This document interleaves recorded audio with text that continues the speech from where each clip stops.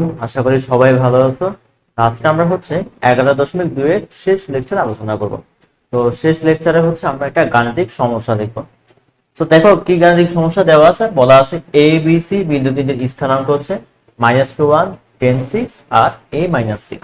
এখন বলা আছে এ বি বিসি হলে এর সম্ভাব্য মানসমূহ নির্ণয় করো। তারপর বলছে এ যে মানগুলো হবে তার সাহায্যে যে ত্রিভুজ গঠিত হবে তার ক্ষেত্রফল নির্ণয় করো। ওকে, এখন প্রথম আমরা বিন্দুগুলো গ্রাফে বসাই নেব। তাহলে দেখো -1 এখানে বসালাম, এখানে 10 6 আর লাস্ট যেটা বলা আছে a -6। এখন দেখো -6 তো আমরা জানি যেটা কি আমার কোটি হবে। সো কোটি হলে আমার কি হবে, উপরে অথবা নিচে যে কোনো একটা অংশ হবে। তো এখানে যেহেতু মাইনাস আছে তার মানে কি নিচের অংশ হবে, এখানে হতে পারে অথবা কি এখানে হতে পারে। তো এই জন্য আমরা এটা নিচে আছে -6 বুঝলাম। এখন এ যেটা বলা আছে দেখো এ আমাদের ভুজ। তো ভুজ পজিটিভ হতে পারে, নেগেটিভ হতে পারে। সো কিন্তু আমরা যেহেতু এখন ভুজের মানটাই আমরা জানি না, তাহলে আমরা কিন্তু যে কোনো জায়গায় বসাতে পারি ভুজ হিসেবে আর কি। কারণ ভুজের মান তো আমরা আসলে শিওর না যে ধনাত্মক নাকি ঋণাত্মক। তো আমরা মনে করে নিলাম যেহেতু -6 বললো তার মানে কি মানে কোটি নেগেটিভ, তার মানে এটা শিওর যে কোটিটা নিচেই থাকবে। আর ভুজটা শিওর না যে আসলে এখানে হবে নাকি এখানে হবে। সো তুমি সি বিন্দু চাইলে এখানেও দিতে পারো, আবার এখানেও দিতে পারো। তো আমরা এখানে ধরে নিলাম আর কি। এইবার আবার এর মানটা নির্ণয় করতে হবে। তো প্রথম অংশ আমার এর মান। এর মানে কি ভুজ। তো ভুজ পজিটিভ হতে পারে, নেগেটিভ হতে পারে। তো আমরা দেখো এর মানটা এখন বের করব। তো এর মান বের করার জন্য একটা শর্ত দেওয়া আছে। কি শর্ত দেওয়া আছে? AB = BC। তো AB মানে কি একটা কি A বিন্দু আর কি B বিন্দুর মধ্যবর্তী দূরত্ব, BC মানে কি একটা দূরত্ব, অর্থাৎ B এবং C বিন্দুর মধ্যবর্তী দূরত্ব। তাহলে আমরা সূত্র অ্যাপ্লাই করলেই কিন্তু এখানে আমরা যদি দূরত্ব নির্ণয় করি উভয় পাশে, তাহলে ওইখান থেকে কিন্তু এর মান বের হয়ে যাবে। তাহলে ফার্স্টে দেখো আমরা AB বের করি, অর্থাৎ A এবং B বিন্দুর মধ্যবর্তী দূরত্ব বের করি। তাহলে দেখো AB, তো আমরা সূত্র জানি দুই বিন্দুর মধ্যবর্তী দূরত্ব নির্ণয়ের সূত্র √x2 - x1 whole square plus y2 - y1 square. তো এই বিন্দু দেখো এটা A বিন্দু, এটা B বিন্দু। যেহেতু প্রথমে আমি A বিন্দু বললাম তার মানে এটা হবে আমার কি x1 আর y1, আর এটা হবে x2 আর y2। এবার দেখো তাহলে আমরা যদি x2 এখানে নিই, x2 কোনটা হবে 10 হবে। তাহলে 10 মাইনাস আর এখানে কত আছে -2 আছে, তার মানে কি প্লাস হয়ে যাবে 10 + 2 হোল স্কয়ার প্লাস y2 কত এখানে 6। তাহলে এখানে 6 আর এখানে y1 1, তার মানে কত হবে 6 - 1 হোল স্কয়ার। তাহলে দেখো এখানে কত আসে 12 স্কয়ার প্লাস 5 স্কয়ার। তাহলে এখান থেকে দেখো আমি লিখতে পারি 12 স্কয়ার মানে 144 আর এখানে 25, তার মানে আসে √169। আমি যদি 169 কে যদি বর্গ করি তাহলে বর্গমূল করি তাহলে আসবে 13। তাহলে দেখো আমরা এবি কিন্তু পেয়ে গেলাম। এইবার আমরা কি বের করব, বিসি বের করব। বিসি তাহলে আমরা লিখে রাখি একপাশে এবি = 13 একক। তো বিসি যদি বের করি, বিসি মানে বি এবং সি বিন্দুর মধ্যবর্তী দূরত্ব। তো বি বিন্দু এটা সি বিন্দু। এখন বি বিন্দু যেহেতু আগে বললাম তার মানে এটা হবে আমার x1 y1 আর এটা হবে x2 y2। তাহলে আমরা যদি সূত্র অ্যাপ্লাই করি, এখন যদি সূত্র অ্যাপ্লাই করি তাহলে কি আসবে x2 কোনটা হবে, x2 হবে কি এই a হবে, আর x1 10, তাহলে a - 10 whole square plus y2 - y1। তাহলে y2 কত আমার -6 আর y1 কত 6, তার মানে সূত্রের মাইনাস সহ -6 স্কয়ার।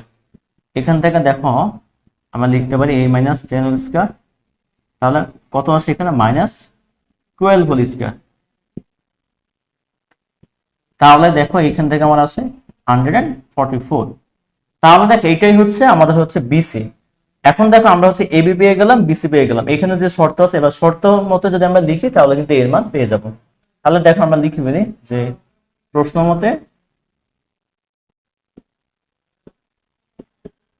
আমি লিখতে পারি এবি = বিসি। এটা আমরা বিসি পেয়ে গেছিলাম, মানে এটা ছিল এবি। তাহলে এবি পরিবর্তে আমরা লিখতে পারি 13 আর BC √a - 10 whole square plus 144। দেখো আমরা এখানে কি করতে পারি, আমরা এই যে বর্গমূল আছে এটা উঠাই দিতে পারি। তাহলে কি করব, বর্গ করব। বর্গ করলে এই পাশে বর্গ হবে, এই পাশে বর্গ হবে। তাহলে এখানে আসবে 169 বর্গ করলে, আর এখানে তো স্কয়ার আর কি এই বর্গমূল কি ভ্যানিশ হয়ে যাবে। তাহলে আমার এই অংশটা থাকে। এইবার হচ্ছে আমরা ধরো a মাইনাস 10 হোল স্কয়ার এটা এক পাশে রাখলাম, আর 144 হচ্ছে অন্য পাশে নিয়ে গেলাম, তাহলে কত আসে 169 মাইনাস 144। এবার এখান থেকে কত থাকে 25 থাকে, 25। এইবারে এই অংশ যেটা আছে আমরা যেহেতু এর মান বের করবো, সো এই অংশ হচ্ছে যত শর্ট করা যায় তত হচ্ছে ভালো, আমার এটা হচ্ছে নিয়ে আসতে হবে। তাহলে আমরা এখানে বর্গমূল করতে পারি, অর্থাৎ রুট করব। রুট যদি করি তাহলে কি স্কয়ার আর রুট কি কাটাকাটি যাবে, তাহলে আসবে হচ্ছে a মাইনাস 10, আর এখানে কত আসবে 5 আসবে। তবে এখানে মনে রাখবা আমরা তো জানি কোনো কিছু অংশ যদি রুট করি তাহলে কি আসবে প্লাস মাইনাস আসে, তো এখানে আসলে প্লাস আসবে নাকি মাইনাস আসবে নাকি দুইটাই আসবে। দেখো আমরা এখানে হচ্ছে a এর মান বের করব, তাই না, এর মান যদি বের করতে যাই তাহলে এ হচ্ছে বুঝ, সো বুঝ কিন্তু আমার পজিটিভ হতে পারে নেগেটিভ হতে পারে, সেই কারণে কিন্তু আমরা প্লাস মাইনাস দুইটাই কিন্তু হবে, সো প্লাস মাইনাস দিলাম। এবার হচ্ছে দেখো এইখান থেকে আমাদের দুইটা মান আসবে, এ দুইটা মান আসবে, আমরা কিভাবে বের করবো দুইটা মান দেখো, এ কে হচ্ছে এক পাশে রাখলাম আর 10 কে হচ্ছে ওই পাশে নিয়ে গেলাম, তাহলে কত হবে প্লাস 10 হবে। তো এবার যদি আমরা দেখি ধনাত্মক মান নিব একবার আর একটা ঋণাত্মক মান নিব, তাহলে ধনাত্মক মান নিয়ে পাই, মান নিবে তাহলে কি দেখো শুধু হচ্ছে 5 আসবে আর এখানে কত প্লাস 10, তার মানে 15, তাহলে এর মান একটা হয়ে গেল 15। তারপর হচ্ছে ঋণাত্মক মান নিয়ে পাই, ঋণাত্মক মান নিয়ে পাই। তো ঋণাত্মক মান নিয়ে যদি নেই তাহলে আমরা দেখো এখানে লিখতে পারি a is equal to plus 5 আসবে না, শুধু মাইনাস 5 আসবে, যেহেতু ঋণাত্মক এখানে প্লাস 10, তাহলে কত আসতে আছে 5। তাহলে দেখো আমাদের হচ্ছে যে কোশ্চেনে বলা আছে যে এর সম্ভাব্য মানসমূহ নির্ণয় করতে, তাহলে দেখো এখানে একটা মান হয়ে গেছে a ইজ ইকুয়াল টু 15 আর একটা হচ্ছে a ইজ ইকুয়াল টু 5, তাহলে হচ্ছে এই দুইটা মান হচ্ছে আমাদের কি অ্যানসার। আচ্ছা তাহলে দেখো আমাদের হচ্ছে প্রথম পার্ট হচ্ছে শেষ হয়ে গেছে, এবার হচ্ছে আমরা দ্বিতীয় পার্ট দেখবো।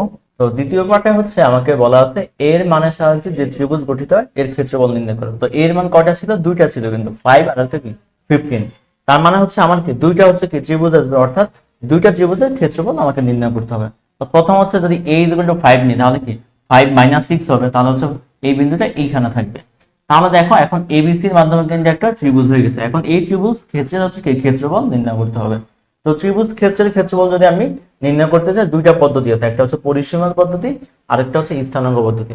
তো সবচেয়ে ইজি হচ্ছে আমার স্থানাঙ্ক পদ্ধতি, এই জন্য হচ্ছে আমরা স্থানাঙ্ক পদ্ধতিতে করব। তো দেখো তাহলে আমাদের এবিসি ত্রিভুজের ক্ষেত্রফল নির্ণয়ের সূত্র হচ্ছে এটা।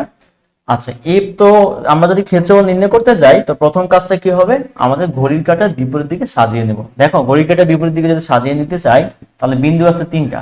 দেখো আমরা যদি প্রথমে এটা নিই a মাইনাস 1 এটা নিলাম, তারপর 5 মাইনাস 6 নিলাম, তারপর কি এইটা, তারপর সি হচ্ছে কি এটা 10 6। তাহলে যদি এইভাবে যদি আমি নিই তাহলে দেখো আমার দিকটা কোন দিকে আছে, এইভাবে আসে না, তার মানে কি এটা কি ঘড়ির কাঁটার বিপরীত দিক।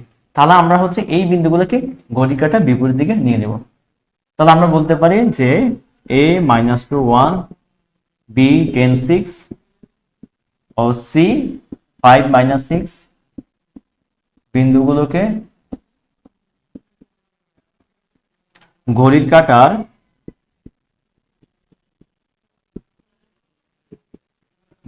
বিপরীত দিকে নিয়ে, কারণ ঘড়ির কাঁটার বিপরীত দিকে নিলেই কিন্তু আমার ত্রিভুজ ক্ষেত্রের ক্ষেত্রফল পজিটিভ আসবে।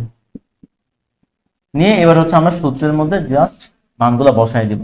তাহলে দেখো আমরা এখানে মান যদি বসাই হাফ x1 হচ্ছে y1, তাহলে প্রথম কোণটা এটা মাইনাস 2 1, দেন হচ্ছে 5 মাইনাস 6, তারপরে হচ্ছে 10 6।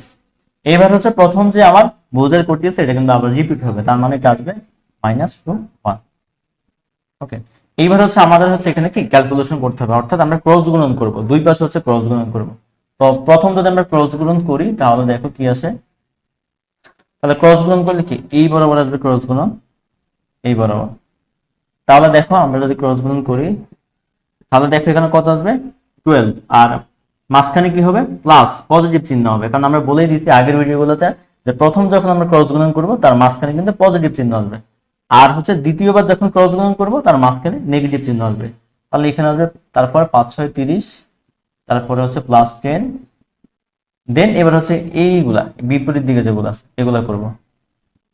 তাহলে দেখি এখানে কত আসবে মাইনাস 5, এখানে আসে হচ্ছে মাইনাস 60, তার মানে কি প্লাস 60, তারপরে আসে কত মাইনাস 12, তার মানে হচ্ছে +12। তাহলে দেখো আমার কিন্তু গুণ হয়ে গেছে। এখন দেখো এখানে তাহলে জাস্ট ক্যালকুলেশন করবো, এখানে কত আসে দেখো, আর 30 30 হচ্ছে 40, তারপর হচ্ছে 100, 100 হচ্ছে 124, আর হচ্ছে -5 বর্গ একক। তাহলে এখান থেকে আমরা কত আসবে, হাফ ইন্টু 119 বর্গ একক। তাহলে অ্যান্সার হচ্ছে এটা যে 119/2। তাহলে এটা আমরা যদি a=5 নিই তাহলে হচ্ছে আমার কি ক্ষেত্রফল আসবে কত, 119/2। এইবার আমার হচ্ছে a=15 দিয়ে হচ্ছে আমরা এবার ক্ষেত্রফল নির্ণয় করব।